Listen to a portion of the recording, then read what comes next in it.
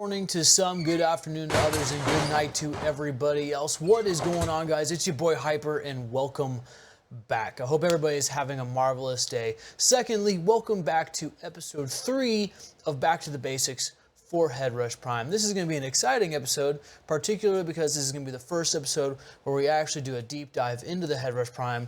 We're actually majorly touching the product, and we're going to be looking through the interface. We're going to be going over some things today, like properly powering on and powering off to your device, keeping it safe and making sure you're doing the right things. We're going to be going over the global settings. We might even set up some of the global settings, which is also pretty important.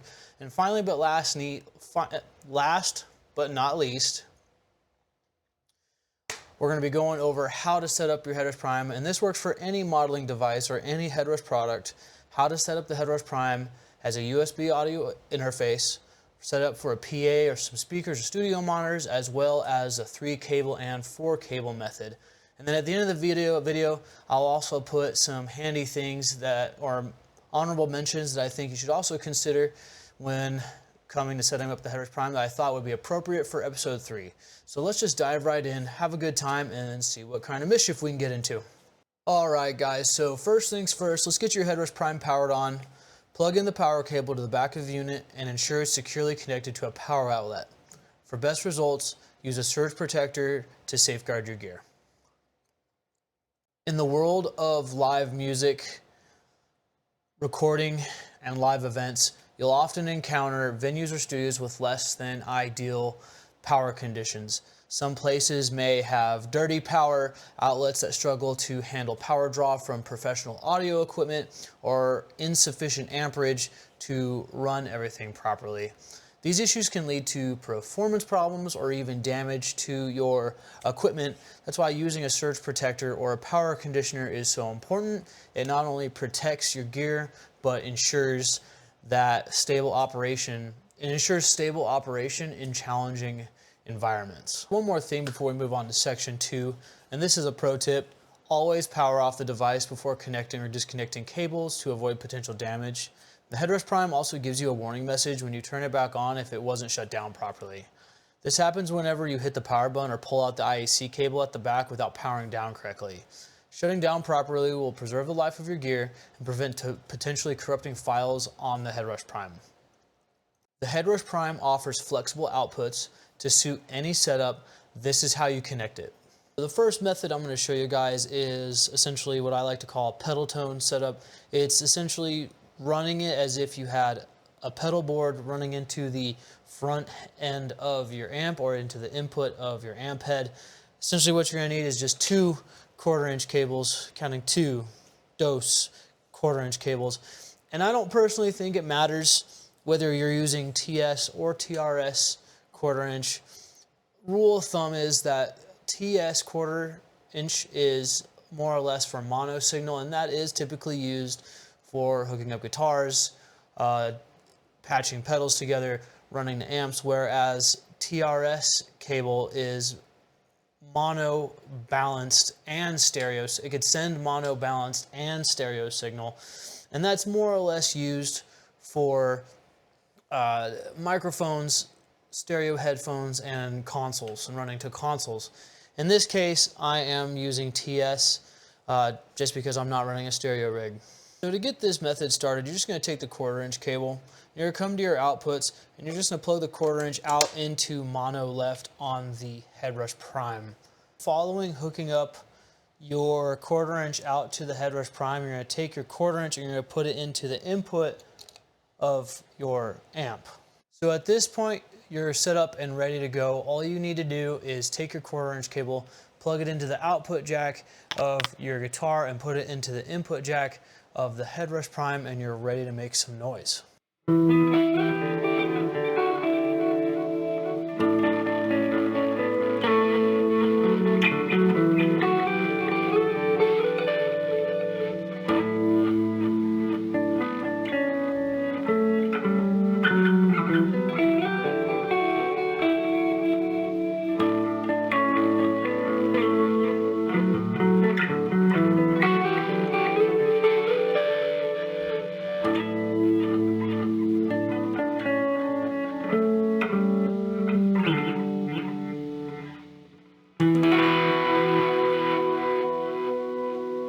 Up next, we have the 4-cable method. The 4-cable method allows musicians to strategically place pedals either before or after the amplifier's preamp stage, resulting in greater tonal control by separating the effects that benefit from being applied to clean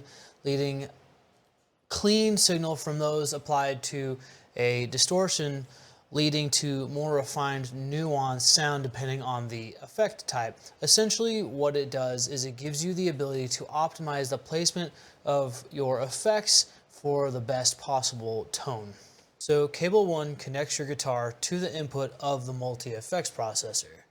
Cable 2 will connect from the multi-effects processor's external loop send into the amplifier's input jack. Cable 3 connects from the amplifier's effects loops send into the multi-effects processor external loop return. And finally, and last but not least, cable 4 connects from the multi-effects processor's output to the amplifier's return jack to be sent directly to the power amp and speaker.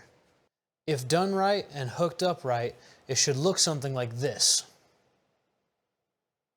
Alright guys, so once you're confident that you have the 4-cable method hooked up and you've triple checked and everything looks okay, you are ready to hook your guitar up. Again, output of guitar into input of the modeler, whatever modeler you're using, and you're ready to make some noise.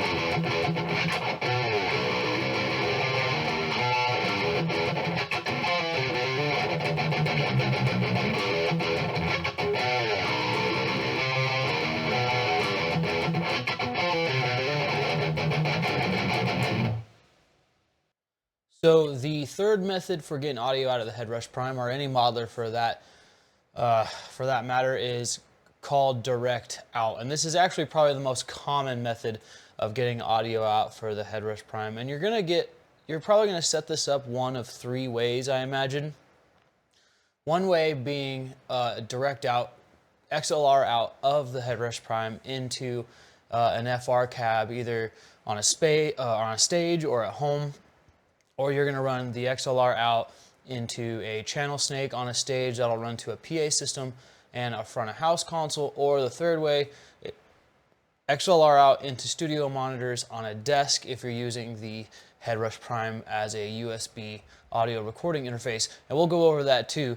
Essentially, all of them involve using either your 1/4" outs, giving your inputs on the speaker side have 1/4" inputs, or using the XLR outs, going to XLR in to the speakers.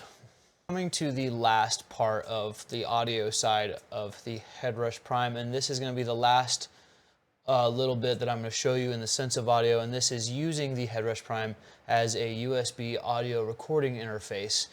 Now, there are a few things we have to do in order to set this up properly. You can't just plug in the Headrush Prime, turn it on, run it to speakers, either like FR cabs or studio monitors, and expect it to work. There's a plethora of little things you have to do, and it requires a little bit of detail, and you need to pay attention. So let's just dive right in. I'll show you guys what to do. So the first thing we gotta do, if you guys could see on the back, is you have some ports here. You have 2 USB ports, which you have USB-A, you have USB and USB-B. What you need to do is you need to plug that into the second USB port, and then the other end of the USB port will plug into an actual USB port on your PC. Now, once that's done, we can head back to the main screen of the Headrush Prime. And as you can see, we're up on the main screen. There's going to be 9 little blocks in the top left corner. And what you're going to want to do is click on that and open it, and you will see the GUI change and the UI change, and there's going to be a number of things pop up. Everything from the My Rig tab to set list, the Headrush Cloud, USB transfer, amp cloner, the global EQ, and last but not least, the global settings. We're actually going to go into the global settings for this. So UI changes again. We have a plethora of more options because now we're in the global settings. You see general, Bluetooth, USB audio, expression pedal, etc., etc., etc. You guys can probably take a guess where we are going to be hanging out at. So we go into USB audio, and as you can see, we have more options popping up. We have USB audio, sample rate, USB in level, and USB mode. At this point, all you have to do is just turn USB audio on. And that's what you're gonna do. I would pay attention to this, however, guys. Make sure that you have your sample rate set up properly. Make sure it's matching the sample rate that you're using in your DAW. If not, then you need to turn USB audio off. You need to come back to sample rate, and you need to change what sample rate you're using in your DAW so the two match, so there's proper communication. So given that everything is working and we are in luck, my Headrush Prime actually decided to connect and not bug out and stay connected to my PC and my DAW, which is wonderful. But given that everything's working, you've got everything hooked up. If you go into the USB audio tab of the Headrush Prime and it says it's connected, you got the sample rate right, everything should be good. And you should have audio. Only thing you got to do now is you need to tell your DAW or whatever DAW you're using that you want to use the Headrush Prime as a USB audio interface. So for Studio One, you're going to go up, you're going to go to Options. You need to just figure out where your settings, and you need to tell it that the audio device you're using as a recording interface is going to be the Headrush Prime. You can see here I've got a few installed here already, but you're going to select Headrush Prime. Make sure the sample rate matches what's on the current Headrush Prime. Choose how many samples. The lower the samples are, the better the quality will be. Just make sure your PC can handle the processing. You're going to choose what outs you want. I just realized my screen is a little... Look, it's a picture of me. Let's fix that. I just realized that it was blown up. You're going to come over here to the right, and it will normally say none, and you want to designate your outs to outs 1 and 2. This will be your XLR outs, or this will be either your 1/4 inch outs or your XLR outs on the Headrush Prime to whatever speakers you're using so you can hear what's going on. Now, once that's all said and done, you just create a channel, arm it for recording, and then you just hit record and you should have audio.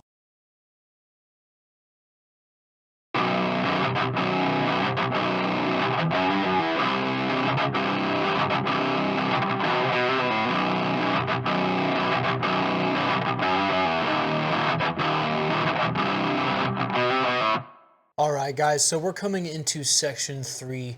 And in section 3, we're going to be talking about and setting up the global settings of the Headrush Prime.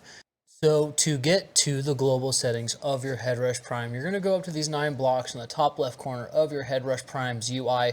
You're going to tap on it, and then yet again, you see a plethora of things that have popped up on the screen. In the bottom right corner, you're going to see global settings. What you want to do is tap on that.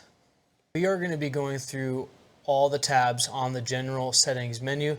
I'm going to make sure you guys get set up right. We're going to set it up in a way that makes sense for someone who's just starting out with the modeler, or in most takes would be the most convenient way to use it so you don't have to worry about it too much. Alright guys, so starting in the general tab, you can see that starting out we have LCD brightness. Right out of the gate, it should start at 5. Then you have rig page graphics. You have the choice between either modern or classic. It really just depends on, if you want to see how your UI looks on the Headrush Prime versus how the UI looked on the Headrush, modern versus classic. I would change confirm unsaved to on. That way you're reminded to save your products, save your stuff at the end every single time. And then I would turn auto assign foot switches off, and I would turn add cab with amp off. If you're more experienced like me and you don't have to, and you want to add your own cabs, you could turn it off. But if you select an amp and it puts a cab with you, then you could automatically choose a cab, and then all you have to do is go into the interface and you could choose a cab. It's really like preference on what you want to do here. Next thing you know, you have song view. I chose classic for mine. Tempo LED, I chose normal. That means that the lights will stay on and blink and turn off, or you can just have normal, where they're just normal colors. I would have exit amp polarity on normal, hybrid mode on normal, and then hold for view foot switch I put on FSX number 6, and then foot switch function I put on release. I would change the reassign looper function to not have the looper. I would put it on tuner, because FS6 starts out as the looper, and I think it'd be more convenient if you're mainly using this for guitars to have the tuner, and then you have the tuner underneath, and then you have tap tempo below that. Below, then you have your storage space, you have depth, color spread, and then apply to LED. This is essentially the color and the vibrancy of your interface. You just turn that off and not have to worry about it, or you could turn it on, and that is that. Moving down the list, we have audio. So starting out with guitar input, you have guitar, effects return left, and per rig. I would make your guitar input just guitar across the board. And then alt guitar source, I would make Headrush amp input, and then keep the 48 volt mic off, depending on what kind of microphone. If you're using a mic that has to have phantom power, it may or may not damage your microphone, so that's something to be cautious about.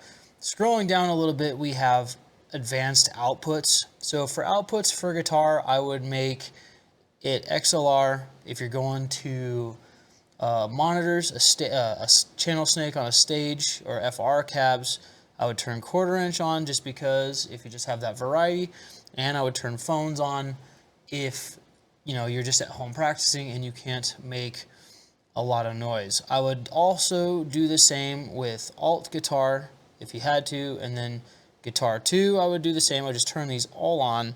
Vocals, I would also do that, and then mic dry, I would just honestly turn them all on, because if you're not always going to select every out every single time, there's going to be multiple instances where you might do something else over another thing. In the sense of not turning them all on, personally for me, what I would do, because I'm gonna try and do this every single time, is for guitar I would choose XLR and 1/4 inch in case I want to run to an amp.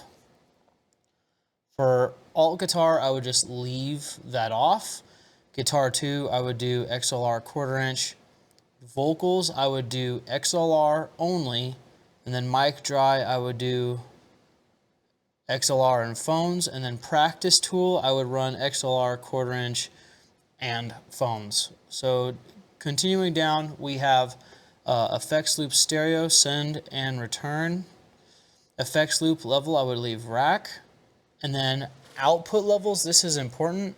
So line level would be an output. You're sending a line output. You would use this for if you were using, everything within the Headrush Prime. You needed a line level sending in and out of the Headrush Prime. And then amp would be like you're sending to an amp. You do not want to send line level inputs to an amp. So if you know you're going to be using an amp on stage, select the amp. Outside of that, I would leave it on line level. And then XLR ground lift is off. If you have a hum that exists anywhere and you know it's coming from you, turn ground lift on, hum goes away. That simple. Outside of that, I would leave it off.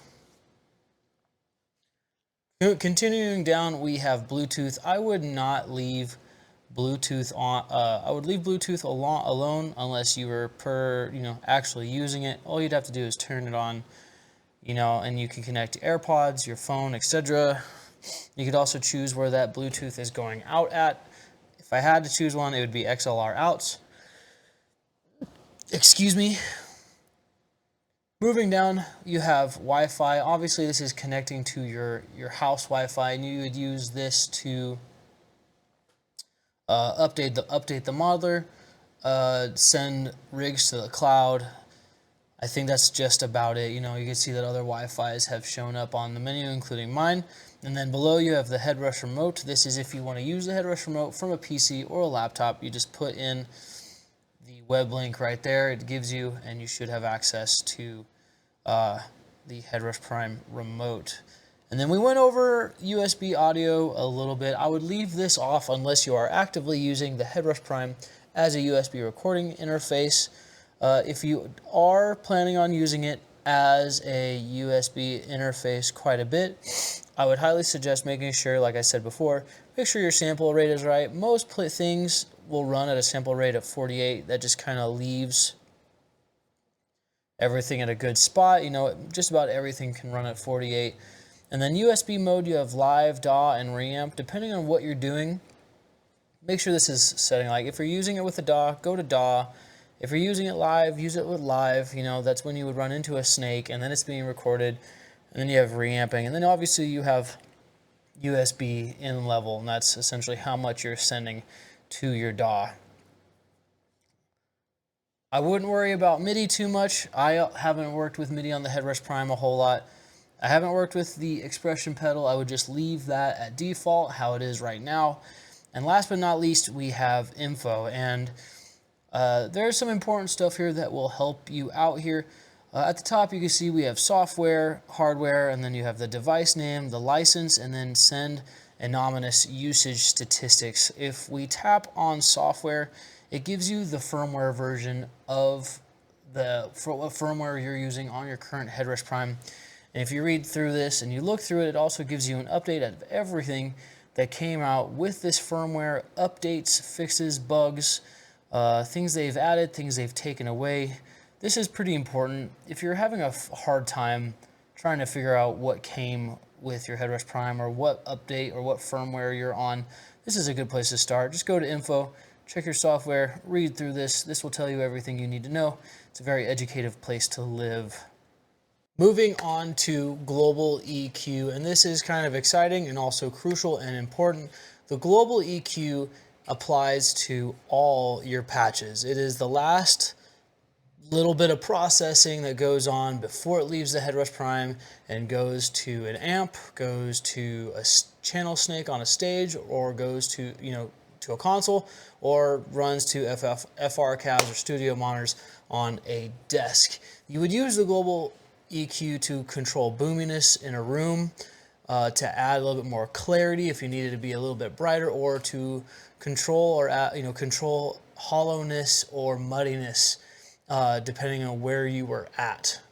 All right, to get to the global EQ on the Headrush Prime, yet again, and we're starting from the My Rigs section of the Headrush Prime. In the top left corner, you got the 9 blocks. You're just gonna hit on them. Again, in the bottom right, actually just to the left of the bottom right, next to global settings, you will see global EQ. You are going to hit that, and lo and behold, your global EQ shows up. Now, you have 3 tabs to the left of the screen. You have XLR outputs, you have 1/4-inch outputs, and then you have reset. This reset resets the global EQ overall for your XLR outputs, 1/4-inch outputs, okay? You have 2 separate EQs depending on what out you're using. Now, all you gotta do is come over here to the top right and turn it on. You have 4 bands you could use, all right? You could have a shelf or cut, and then you could have, oh, whoa, what just happened? Click on it, yep, you could have a shelf, and you could have peaks. Generally, I would not use this in the sense of carving guitars. Like, I would not use this EQ ever in the sense of applying to a specific purpose or an instrument. I would use this to shape the overall sound you needed for what room you were in. So like generally, in a mix in a studio, I might want to do something like, I might want to come up to 150 hertz with a Q of 6, and I might want to do maybe a 4 dB boost or a 3. I might want to do, let's do whatever. Let's do 4 just for the sake of the example. Let's do a 4 dB boost at 150 hertz, and then let's at 5K. We'll move that up to 5K. At 5K, let's do a 4 dB boost on the high end, right? Just to add some bass and add some clarity. And then just for the sake of it, you know, I know if I'm using this for a guitar, you know, I want to make room for the bass and I want to make room for the kick drum. I want to make room for other instruments. So let's say I bring down 300 a little bit, around 200, 300. We'll do 250, and then if I absolutely wanted to cater to something to guitar, you know, maybe I would take some of the hiss. Like I would take maybe 25 to 4K out, and I dropped that maybe 4 dB, right? 3.54, and then you would just take that and you would apply that same EQ to the corner. Like, so essentially what you're doing is you're catering to an overall general idea of EQ, so your tone stays consistent. Coming into section 4, and this is the last little bit before we end the video today, guys. And this is just additional tips and honorable mentions and things that I thought would be wise to say for episode 3. And before we wrap up, here are these tips. Check for firmware updates by connecting your Headrush Prime to Wi-Fi or a computer. Updates often bring bug fixes and new features. If you're experiencing issues like no sound or unwanted noise, double check your connections and global settings. Start with a simple patch test. Start with a simple patch to test your setup and ensure everything is working okay. If you are using the pedal, fourth thing, this is really important. The fourth thing I'm going to say right now, if you are using a pedal tone setup or you are using the 4-cable method with your modeler and an actual guitar amp, do not use amps within the modeler. It won't sound good. I'm just going to tell you right now, it will not sound great. It doesn't matter what you do. And secondly, to add on to that with the pedal tone setup and the 4-cable method, double check and go into your global settings to make sure that you are sending an amp line to your amps. Do not send a line level to your amps. That is there for that purpose. Make sure to select amps in your global settings. All right, guys, so we have come to the end of episode 3 for back to the basics and properly setting up your Headrush Prime. I've walked you guys through the global settings. I've talked to you guys about being prepared to power on and power off the device, as well as a plethora of other things, as well as I've given you guys some honorable mentions and things to look out for and things to pay attention to on the Headrush Prime. And it was a good video. If you guys liked the video, if you found this educative and you found this fun and you enjoy hanging out with me, please consider liking, subscribing, and checking that notification bell so you know when I upload videos. Something else I want to mention too is it has taken me a little over a month to make this video. If you hadn't noticed, there's different times of days going on. I think I've changed my wardrobe like 4 different times in this video. And to add, I say this because I do all this video editing by myself. I do all the production by myself. Everything you see here, I do by myself. No one helps me, and because of that, it takes a little bit of time. So please, guys, if you like the content, please consider subscribing. Please consider supporting the channel and supporting me. It's the best way to show your support, and I do appreciate it. And then we end with this. If you guys have any questions or comments or any concerns, heck, even if I don't have all the necessary knowledge and you guys do and I've made mistakes, leave comments down below. I'm here to learn just as much as you guys. I'm here to learn just as much as you guys are. And the one thing that I prioritize, bloopers, lo and behold. The one thing that I prioritize more than anything else is community and friendship, and that is at the forefront of what I do here. So I hope you guys have a great rest of the day. Thank you for watching the video, and I appreciate each and every one of you.